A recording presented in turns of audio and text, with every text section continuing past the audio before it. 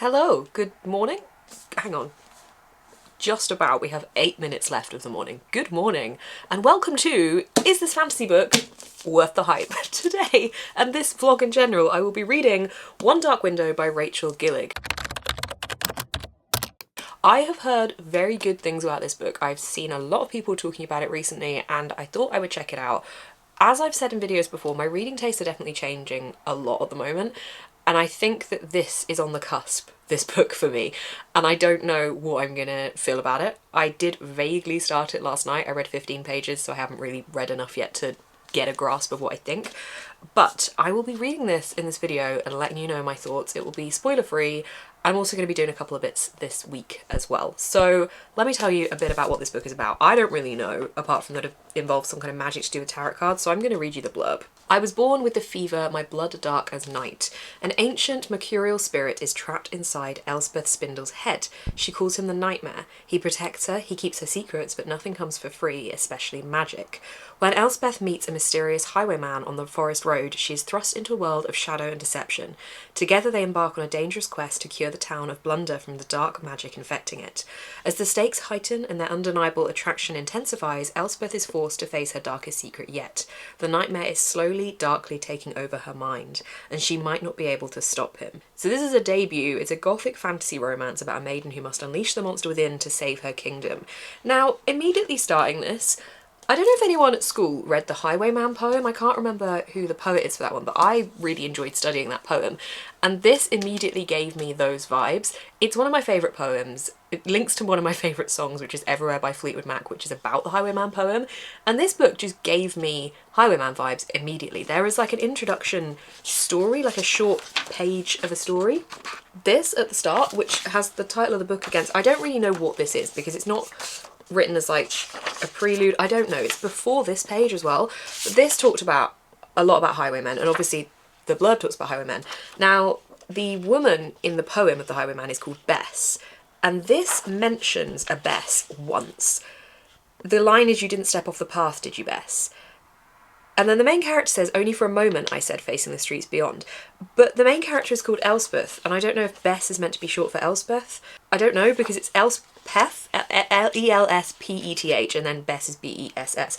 I don't know, I don't really associate those two as being shortened versions of each name, but I don't know if it's like vague Highwayman vibes, because it's giving me that. So if anyone has read that poem and read this book, let me know if you saw any comparison between the two. So this is my read for this week, and I'm hoping that I can read it and enjoy it, hopefully, but I will let you know my thoughts. I am going out to London today. I am going to the Fourth Estate publishing event this evening. So I'm picking up my friend Imi shortly and we're going to be driving into London. It is a really sunny day, so I'm excited because we have had such shit weather recently. I mean, it's very cold, but it's sunny, so I'm happy. So that's happening very soon, but before I go, I want to nip into town because I really, really want to pick up a copy of Wild. I've completely forgotten the author's name. Cheryl something, I think? It's Cheryl Strayed. So she does the Pacific Crest Trail, which is something that I have been watching a lot of vlogs for at the moment and really enjoying watching. So it's basically this massive trail that people do that goes from the border of Mexico to the border of Canada, and it's like over 2,500 miles. Obviously a massive challenge. I've been completely loving all these vlogs at the moment, watching people do this, because it's beautiful and it just looks so harrowing and just such an amazing thing to experience. I mean, it takes months and months and months, and these vlogs are just films in themselves.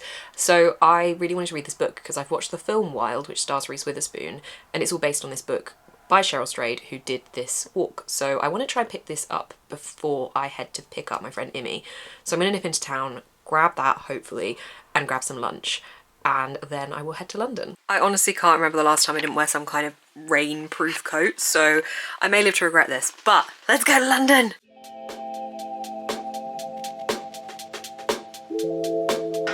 What's in the van? In the van. Ah. The churros.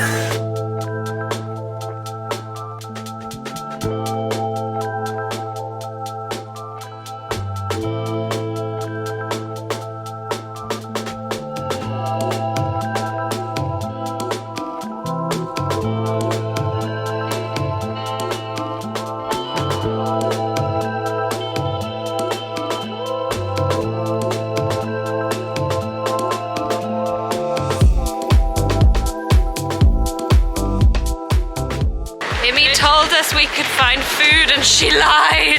I did not lie, we're just on a magical mystery tour. Took us on a magical mystery tour to find a Leon's. We are yet to find the Leon's. We've got two in our vicinity somewhere. We're seeing lots of lovely sights though. It's very nice. We found the Leon. Told you. Yes, Amy was correct. Marvel in her glory.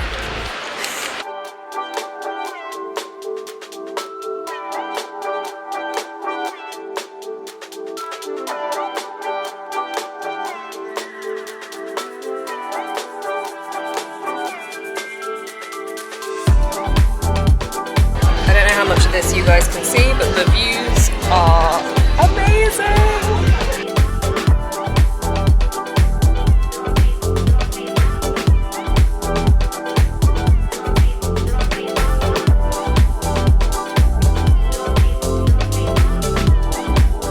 We've got Monica Heisey, Cecile Pin, Kate Patrick, Sophia Sinclair, Lucy Barker and Yomi Adegoke. Round of applause please.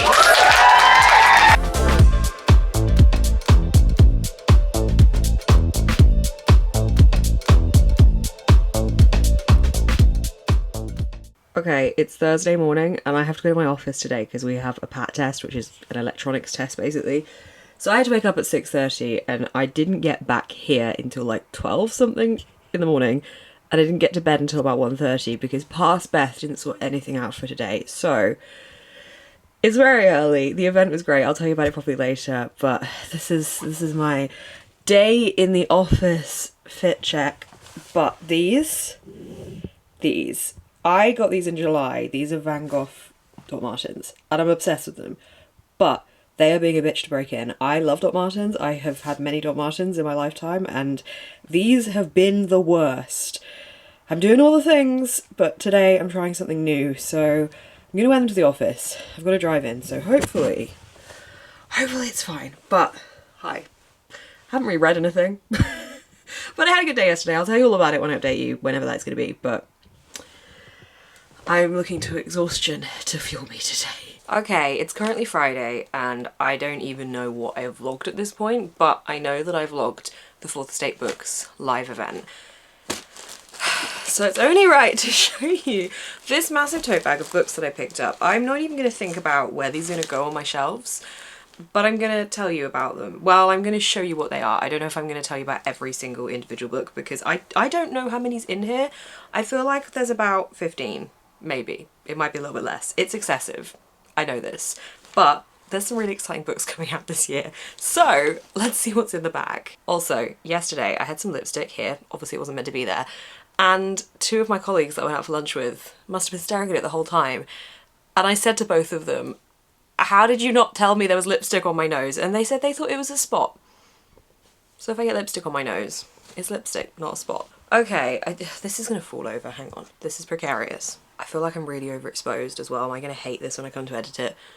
Hang on, I don't think that did much. Anyway, book one. All of these books I was given as review copies, but this one was the only one that I purchased on the night. This is really good actually, by Monica Heisey. Monica Heisey was at the event and I did get her to sign my book. Ta-da! This one gave me Ghost by Dolly Alderton vibes in the way of like learning to be a strong, fierce single woman. So I thought this one looked really good and I quite like the cover as well. So this is the one that I purchased and the rest were all given to me as review copies. This is just, oh my god, this is gonna be a mess. Okay, we're just gonna go through them. I'm gonna hold them up, I'm gonna tell you what they are and who they're by. And they all sound really good, I can tell you that much. Some of them are non-fiction, so we have Silk, A History of 3 Metamorphoses, and this is by Arathi Prasad. This is Foolproof by Sander van der Linden.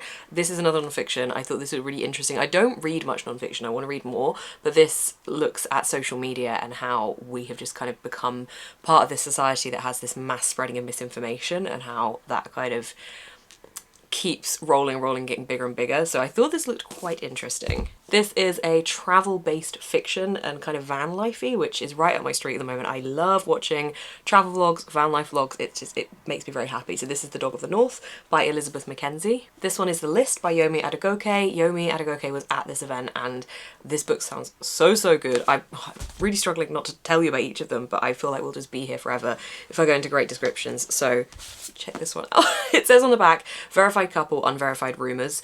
It's coming out in July. Why am I so scatty with this? But this one, this one sounds really good. This is Wandering Souls by Cecil Pinn. Again, another one that I was totally captivated about because the author was there describing this one. This one comes out in March, 2nd of March. I haven't told you when the other ones come out. So The Dog of the North comes out 16th of March. Foolproof is the 16th of Feb, Silk is the 6th of July, and obviously Really Good Actually is out already. This is such a random order, but next is The Other Side of Mrs. Wood by Lucy Barker, and this one comes out just as coming 2023. This sounded really interesting. This is kind of medium, set in the Victorian era, I think? Yeah, Victorian high society, medium stuff. It sounded really good. Out of all the authors at this event, Safia Sinclair, the way they were speaking about their book and their story, it just, oh, so captivating. I love listening to authors talk about their writing and how passionate they are about it. And Safia Sinclair, you could tell there was such a drive of passion and a look back at everything that had kind of got her to the point of writing this book. So this is How to Say Babylon, a Jamaican memoir, and this one comes out in August 2023. We have got Friendaholic by Elizabeth Day, and on the front this says Confessions of a Friendship Addict. This one comes out 30th of March. The Patriarchy by Angela Sani. This one I'm gonna love. This is non-fiction. On the bottom it says, How Men Came to Rule. And the thing that made me pick this one up was the fact that I felt like it gave me the vibes of The Women's History of the World, which is a non-fiction about the women's history of the world, as it would be. And this definitely gave me that kind of an element to it and how we've kind of got to the place that we are now and what things used to be like a very long time ago. So this one definitely sounds very interesting. This one comes out, did I already say? 2nd of March. 2nd of March for that one. This one must be out already because it's a finished copy, but this is If I Survive You by Jonathan Escoffery. Very pretty cover. This one sounded really good as well. Jonathan Escoffery was in via a video stream and talking about this book, but it sounds brilliant. And finally, Mrs. S by Kay Patrick. Kay Patrick was chatting about this book and described it as a horny lesbian novel. So I'm very excited about this one. Also, the cover gives literally nothing away. There's this real element of anonymity about the characters in this book, which I think makes it sound even more interesting. So that was everything, but I have now seen that there's some biscuity thing going on that I feel like I've crushed in the bag. So that was my stack. Hang on, 1, 2, 3, 4, 5, 6, 7, 8, 9, 10, 11, 12. 12. It wasn't 15. That's a bit better, but it's still a fairly hefty stack. So I can now take photos of these books because I've been waiting to haul them.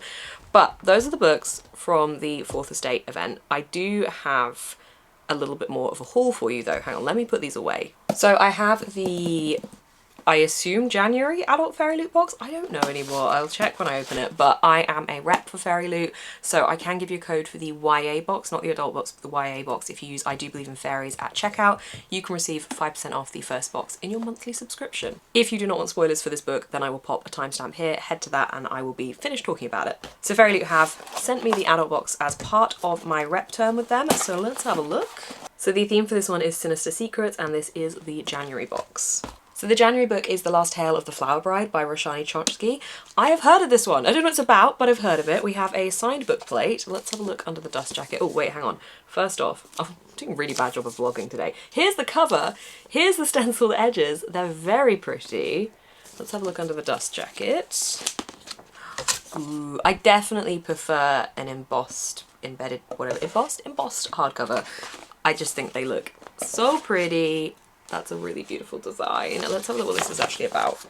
On the back it says, inside every story is a secret, inside every marriage is a lie. Can it be dangerous believing in fairy tales? Everything seems perfect in this gothic tale of marriage between a scholar of myths and an heiress to a fortune. But behind the picture-perfect facade looms terrible secrets, which threaten the happily ever after we all crave. This Fairyloot exclusive edition has an exclusive cover, digital sprayed edges on all 3 edges, foil on the hardcover by Sarah Mirza Art, and artwork on the M papers also by the same artist, and a signed bookplate. Oh, I didn't show you the end pages, which are very stained glass window-esque and very pretty. This sounds fantastic. I haven't actually read anything from Roshani Chokshi, so maybe this will be where I start. Thank you so much, Fairyloot, for sending this through. This looks beautiful. I like the fact that it's compared to Mexican Gothic with the dreamy enchantment of the invisible life of Addie LaRue. It sounds like it's going to be really good. The blurb describes it as spellbinding, darkly romantic page turner about love and lies, secrets and betrayal, and the stories we tell ourselves to survive. Okay, finally, I did also pick up Wild by Cheryl Strayed. Cheryl? I don't know, Cheryl? What have I been saying? I'm sure it'll probably change every time I say it, but this is obviously the book that the film was based on that I think I was talking about earlier in the vlog. I read a page of this whilst I was just having a little look through it, and the writing style has already captivated me. But also, I think I was telling you about the trail, the PCT. Is this going to be really overexposed? But there is a map that hopefully you can see of what the walk actually consists of. So I think people go up to the border of Canada, but for this route it ends at the Bridge of the Gods, which is in Washington. So, or on the border to Washington? Border to Washington. But I am going to hopefully annotate this. I'm not obviously starting it yet, but I'm excited to read it. I haven't really read any more of the book that I'm actually here to tell you about. I am so overexposed in this footage. I'm going to hate myself when it comes to editing. I haven't really read much of this. I'm literally at page 18. I'm halfway through a chapter because I was too sleepy last night. I don't have enough thoughts yet. I haven't really been giving myself enough chance to get into it, but that is my update. So there we go. Book haul, more book haul, pants reading update. Good morning. It's Sunday. It is nearly 11, and at 11 I'm going to be hosting public live sprints because I need to be held accountable to read this book. I need to post this vlog on Tuesday. So I have pretty much 2-3 days at most, but really 2 because I need to edit the vlog and have it scheduled on Tuesday to finish this book, and I have literally read naffle of it. I'm not really vibing so far with what I have read. However, I have been told to give it a bit more of a chance and that the start isn't the most enjoyable part of the book. So going to hold myself accountable with sprints today and hopefully read as much of this as possible, if not all of it. I have got the audiobook now to read alongside, so I can do some other bits whilst I am listening, but that is the goal for today. So I'm currently sat on the floor doing a puzzle whilst listening to the audiobook for One Dark Window. I'm about 12 chapters in, which puts me at about page 130 mark. And honestly, I am not loving this book, and I'm really sad that I'm not loving it because I've heard so many good things, but I'm just not getting on with it very well. I find the plot to be kind of samey. I'm a bit done with the plot of like having this chosen person that has this special thing that they can do that makes them valuable, and they're kind of strong in their own right, and then they get partnered with a man and that just makes them even stronger and even more valuable, and it just gets on my nerves. So far that's where we're going with this, and we have only just been introduced to like what the actual crux of the plot is going to be at the page probably about 120 mark, which I felt like for me was quite a wait to get there and to be able to actually understand where the story was going, because I didn't really know much about this going in other than the blurb. So generally at the moment it's kind of average for me. It's a 3-star. I'm not loving it. I really want to love it more, especially because I'm making a reading vlog for this, but obviously not every single book I'm going to make a vlog for is going to be my favourite book. So that's where we're at. But I am doing a puzzle. Hang on, let me show you my puzzle progress. So I'm making this puzzle. This is the picture for the puzzle, and you'd think that this would be, well, I'm not going to say it's ever going to be easy, but I've been working on this for like 2 years, guys, basically is what I'm trying to say. Every tone is the same, which is making it so hard, like colour tone, which is making it so hard to differentiate between the different types of browns and things. But I've been working on this like rug area and the flooring over here today, so I'm getting there. So I'm on sprints, hello, and making a puzzle and listening to my audiobook. It's a good day. It's a good Sunday. This puzzle, I want someone to come over and just like do a big chunk of it for me, and then like I can kind of have a boost because I've hit a wall. This is why I haven't done the puzzle for like a year. Because I hit a wall. But yeah, I've been doing, in general, this puzzle's been on the go. I think it's been about 1.5 years rather than 2 years, but it's been a while. So progress is happening slowly. It's called a magical fantasy bookshop, which is quite cool. I like having books in my puzzles. I like having books everywhere. So this is my accompaniment for my audiobook today. I honestly don't know where I would be without reading sprints at this point, whether they're with my patrons or publicly, they really help hold me accountable. If you're unaware what reading sprints are, basically it's using the Pomodoro timer method to make you feel productive and motivated to get stuff done. We are live, I am on camera, everyone else is in chat, I might have some guests with me, and we basically read for a set amount of time and have a break for a set amount of time. So for example, we might read for 45 minutes, have a 10-minute break, and then read again for 45 minutes, etc, for a fair few hours. I did manage to finish my book with this method, so it's definitely very productive, and I don't think I'd have finished it today without doing the reading sprints. I then sat down to watch Midnight in Paris, which is one of my favourite films, and I watched this tonight because I have some very exciting news. So my very exciting news is that I'm actually going to be going to Paris next week. I cannot wait, it's incredibly spontaneous. I'm going to tell you about it properly in a minute, but I'm so excited. So I'm going to Paris. I'm going to Paris in a week. Well, pretty much a week. I'm going to London on a Monday, and then I am getting a very, very early Eurostar over to Paris on the Tuesday. And I cannot wait. This is an incredibly spontaneous thing. I want to do more spontaneous travel and just say yes to things. So I'm going with Gavin from How to Train Your Gavin, and also Sabine from Sabine's Book Nook, and oh my gosh, it's gonna be so good. We're there for 3-ish days. I'm traveling back on Thursday, but I travel back later in the day, so I have Thursday morning on my own in Paris to explore. I cannot wait. I'm so excited. I'm going to talk about this more in a future video, so I'm just touching on this now, but lots of things planned. I am so buzzed for this. If you've seen my content recently, you will know I want to travel more this year, and this is the first step to doing that, so I can't wait. It's gonna be really good. Yay! So that's what's happening next week. But for now, was this book worth the hype? No. No, it wasn't. I'm so sad to say I didn't love this. I gave it 3 out of 5 stars, so it was kind of average. I think 3 is where I go to when I'm just not really sure what to give the overall rating. Obviously I use Corepile, which is G from Book Roast rating system. Just search that into YouTube if you want to know more about it. And that does help me come up with my ratings, so yeah. 3 stars for this. It let me down. I didn't really go into it thinking, oh my god, this is going to be a new favourite, but I had heard really good things, so I was really hoping to enjoy it more than I did, sadly. I felt that there were 2 main things that made me not love this book. One of them being very much based on my own enjoyment of what I like in books, and is not me saying this is a bad book. None of this is me saying this is a bad book. I can totally see why people have enjoyed this. But for me, this definitely, whilst being a new adult book, the main character is 20, it still felt very YA and had a lot of those kind of tropes that I just feel like I'm kind of done with now. I know I already spoke in this video about how I am sick of seeing the kind of chosen one or like special ability in one specific character. I think it's not that I'm done with that specific element of the trope, it's just the way it's handled.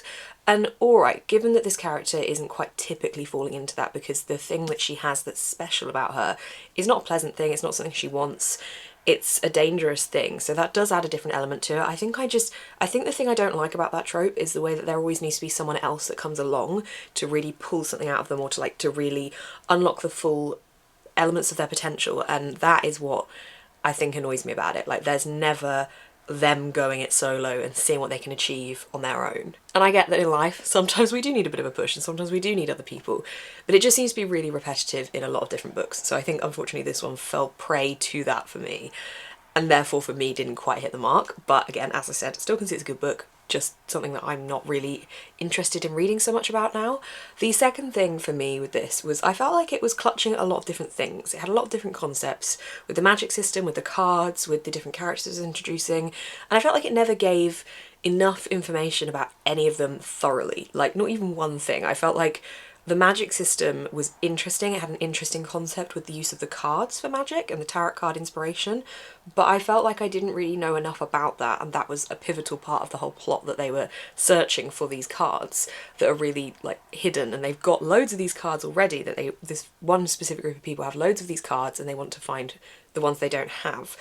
But it's like, that's all you're told. There's no real details and backstory enough to flesh it out for me personally. I also felt that this was the same for the characters. I felt like they could have been a bit more fleshed out. They could have felt like they had a bit more of a backstory bulk to them, but the romance was alright. It was a slow burn romance. I don't need romance in a book, so I feel like maybe if I loved romance a bit more, then this would have come out a bit higher and I would have enjoyed it more, because I think a lot of this was also the build up towards their big collision romance moment. But just generally it fell flat, guys, it fell flat. So I gave it 3 stars, unfortunately. I did not love it. But the book might be for you. I realised I made a whole video around reading this book and I didn't end up loving it, but that happens sometimes. It's fine, we move on. I did start reading A Movable Feast by Ernest Hemingway last night. I have started annotating it and I'm using my pen as a bookmark. I could just, apparently the millions of bookmarks I have around me just won't suffice for this pen. But I am going to be talking about this in a reading vlog coming very soon, but this is a non-fiction memoir about Ernest Hemingway's time in the 20s in Paris as an unknown writer, and I'm really enjoying it so far. So this will be being talked about in a separate vlog that may or may not link to my trip to Paris. Lots of Paris things happening, but that's the reading vlog for this book that I didn't really enjoy, but that's fine. That's how it goes sometimes. It's all good. But I hope you enjoyed watching this video nonetheless. I feel like I did some good stuff this week anyway, or last week anyway, so hopefully it was a fun vlog. But if you did enjoy, please do give it a thumbs up. Comment down below what you've been reading this week, and if you have read this, what you thought. I feel like I'm going to be in the minority of not loving it, but sorry. Also, if there are any tropes that you don't really like reading about, let me know what they are, because I think now I'm realising that this is a trope I dislike. I think this solidified that for me. And I don't even know what the trope is, because I don't overly mind the chosen one trope as such. I think it's just how it's dealt with, and I didn't love that in this book. Anyway, you can subscribe to see more of my face on your feed. If you thought my reading sprints last night, or yesterday, whenever that was, looked fun, then I will leave a link down below to my Patreon, where I do weekly live sprints for reading and productivity and fun things. You can also find my online shop link down below as well. Thank you so much for watching, keep smiling and stay positive.